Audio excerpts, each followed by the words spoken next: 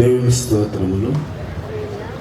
ఇద్దరు అయ్యగారు ముగ్గురు అయ్యగారు మాట్లాడేది ఏమి లేదు.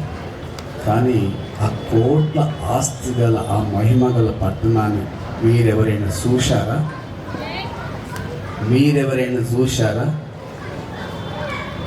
కదా, నాకు ఇదే ప్రశ్న ఎదురైంది మా పెద్దాన్ని దగ్గర. నువ్వు చూసి వచ్చావా అని అడిగాడు.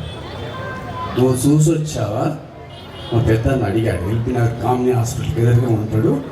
ఆ కాలనీ ప్రెసిడెంట్ ఆయనే. ఆ కమాన్ ఉంటుంది, దాని మీద ఆయన పేరు ఉంటుంది, ఆర్ నరసింహారెడ్డి అని. మీరు చూడండి, అడ్రస్ చెప్తాను. ఆయన అడిగాడు, నువ్వు చూసి వచ్చావా ఆ కోట్ల ఆస్తి గల ఆ మహిమ గల పట్టణాన్ని వజ్రాలు ముత్యాలతో రాయబడి చూసినావా? బైబిల్ రాసిన ఎంతలో చెప్తున్నావు అని అన్నాడు.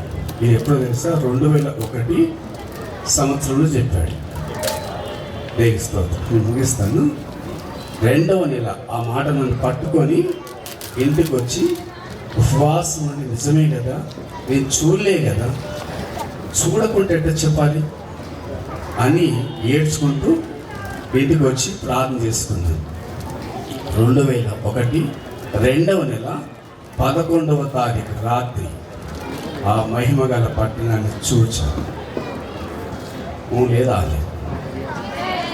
అరలే లేదు, ఆమె లేదు. స్తోత్రం కలుగును. 2001 2వ నెల 11వ తారీఖు డేట్తో సహా చెప్తున్నాను. 3 దినములు అన్నం తినలేదు, నీళ్లు తాగలేదు, స్నానం చేయలేదు. చచ్చిన సేవలాగా పడిపోయాను. అప్పుడు మా పాస్టర్ గారు ఏమైందో తెలియక హాస్పిటల్కి తీసుకుపోకుండా పాస్టర్ గారి దగ్గర తీసుకుపోతే ఆయన ప్రార్థన చేసి, నాన్న ఏమనిపిస్తుందంటే నాకు ఒక పట్టణం కనపడుతుంది, ఏడిస్తే చెప్పాడు ఆయన. నీకు ఏం కనపడుతుందో చెప్పంటే అప్పుడు చెప్పాను 1 గంట 2 గంటలు. అప్పటి నుంచి ఆయన సావాసంలో వాడుకున్నాడు. అప్పటిదాకా నాకు ఎన్నిక లేదు. దేని స్తోత్రం. నేను ఎప్పుడు ఈ బైబిల్ చూడలేదు, చదవలేదు. 96లో కన్ను పోయి, 97లో యేసుని నమ్ముకున్నాను, 2003లో సేవకు వచ్చాను. ఆది కాండం నుంచి ప్రకటన వరకు నేను చూడలేదు. నాస్తికుని, క్రీస్తు విరోధిని నేను. కానీ ఈరోజు క్రీస్తుని గురించి మాట్లాడుకుంటా చెప్పకుండా ఉండలేదు. ఆ మహాపట్టణాన్ని చూశాను. హల్లెలూయా. ప్రకటన గ్రంథం 21వ అధ్యాయము 11వ వచనం చదివితే ఆ పట్టణం యొక్క వైభవం అయ్యగారు చెప్పినట్టు రాయబడింది. ప్రకటన గ్రంథము 21వ అధ్యాయము 11వ వచనం.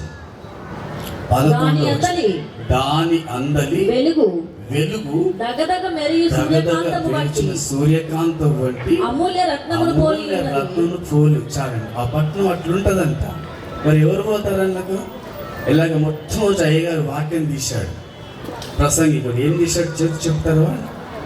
ఏం తీశాడు? మత్తయి సువార్త 1వ అధ్యాయము 21వ వచనం చదువుకోవచ్చు. మత్తయి సువార్త, ఆమె ఒక కుమారుని కనును తన ప్రజలను వారి పాపముల నుండి. అక్కడ అర్థం చేసుకోను. ఆమె ఒక కుమారుని కంటుంది మరియా. ఆయన తన ప్రజలు. ఎవరైన ప్రజలు ఆయన ప్రజలు రాశాడు ఇక్కడ స్పష్టంగా. ఆయన ఎవరు? మరియ ఎవరిని కంటదో ఆ యేసు గురించి దేవత చెప్తున్న. ఆయన తన ప్రజలను వారి పాపం.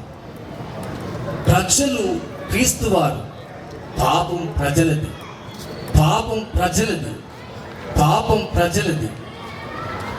రాశాడు. ఆయన తన ప్రజలను వారి పాపం నుంచి ఆయనే చదువు ఆయనే రక్షించిన. ఆయన తప్ప ఈ పాపం నుంచి రక్షించే నాదుడు లేడు.